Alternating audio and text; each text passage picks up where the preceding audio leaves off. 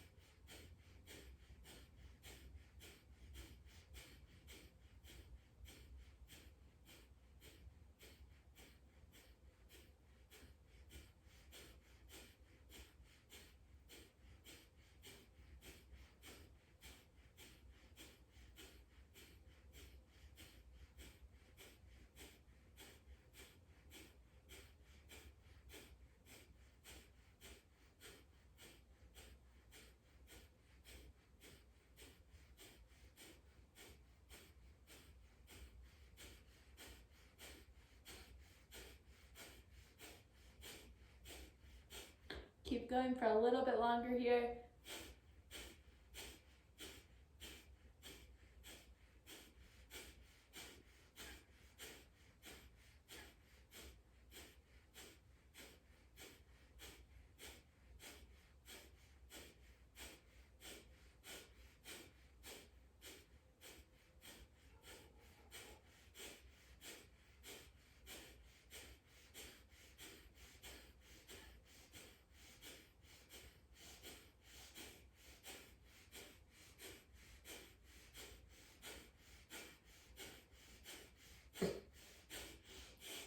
There it was.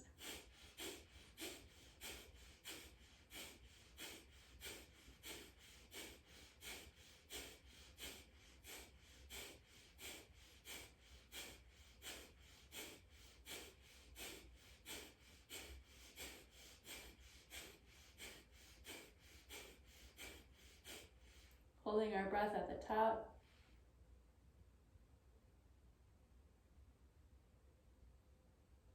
Engaging Mula Bandha.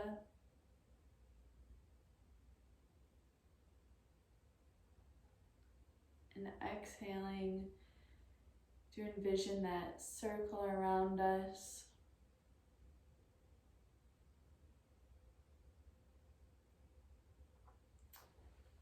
And before we take a moment to hold on to our frequency, we're going to release all of the tension inside of our bodies by doing a lion's breath. So just taking a huge, deep inhale here. And I'm going to show you first before we go into it. So we're crossing our eyes, sticking out our tongue, making the craziest face ever. Just let yourself go. We're gonna actually do 3 of these just to really release all of the tension that we built up through our practice.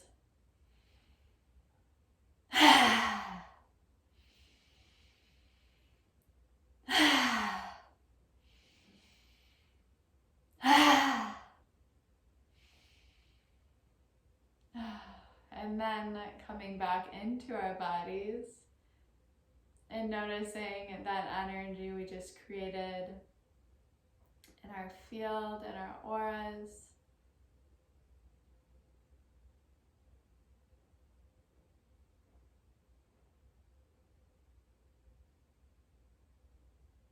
One of the things I connect to most in the Kundalini practice is that it is a tool for ascension, meaning that it helps us to vibrate higher, to connect with our higher selves, with the divine. And when we talk about our, for lack of a better terms, our meat suit or our body and how dense it can feel here sometimes, just going through the day to day, I think Kundalini is a practice that helps us to take some of that weight off. So I hope that you have found here some of that weight you might have been carrying to be lifted and have a renewed sense of euphoria, of a higher vibration, and that you're ready to leave the mat carrying some of that with you, or letting some of that lift you, I should say, throughout your day. So we're going to close with Satnam, and then we're just going to take a little time here to lie in Savasana and let our practice settle into our bodies. So when we close with Satnam, we're sealing off that chain of energy we opened in the beginning by chanting Ang Namo Gurudev Namo. So we're just going to take a deep inhale and then chant Satnam.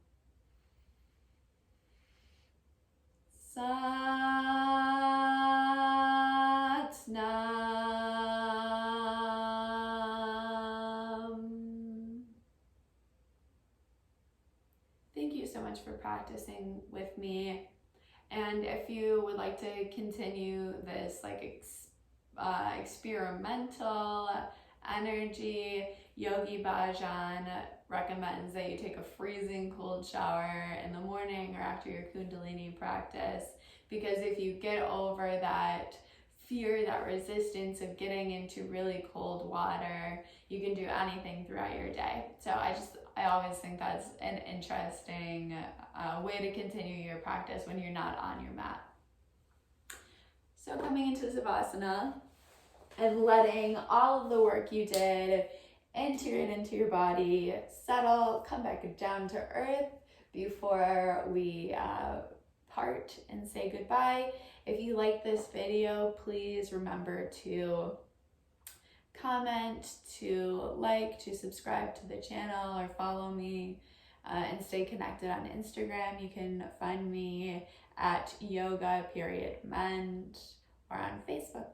So thank you so much. My name is Samantha Robinson, and I hope you enjoyed the practice today. I would love to hear how it was for you and what you would like to do more of. Or if you have any questions, let me know. So coming onto our backs, really holding an attitude of gratitude for ourselves and for the work that we just put in here.